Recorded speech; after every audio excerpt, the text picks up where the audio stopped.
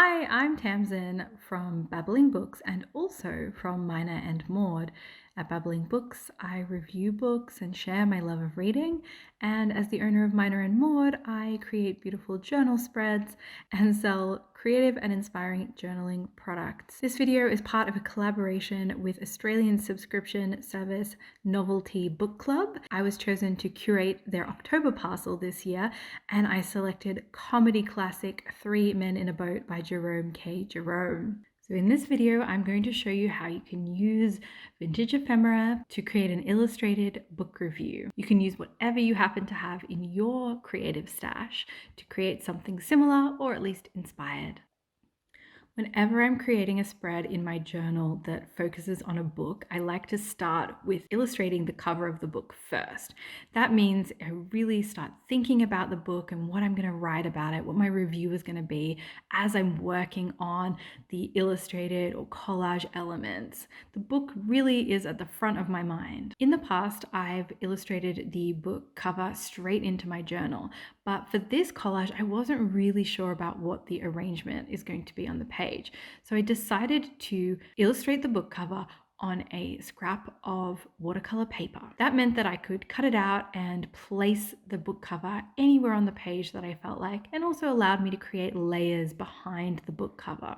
The next step for me with any collage is to lay out all the materials that I think that I'm going to include and then shuffle them about the page. Whenever I get a particular section of the page looking really good, I immediately stick that down.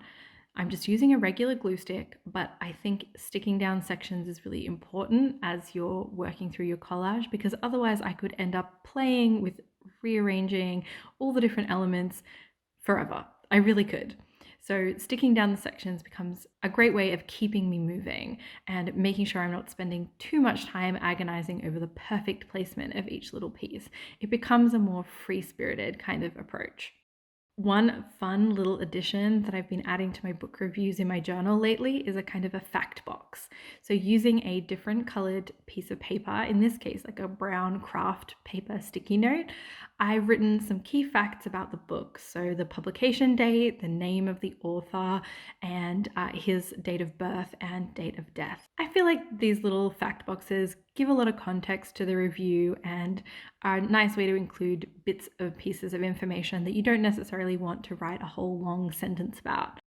When I'm writing my actual review, I include a synopsis of the book. On this spread, I also included a favorite quote from the book. There were so many funny moments that I really couldn't pass up the opportunity to add some interest to the page by using a different size and style of writing.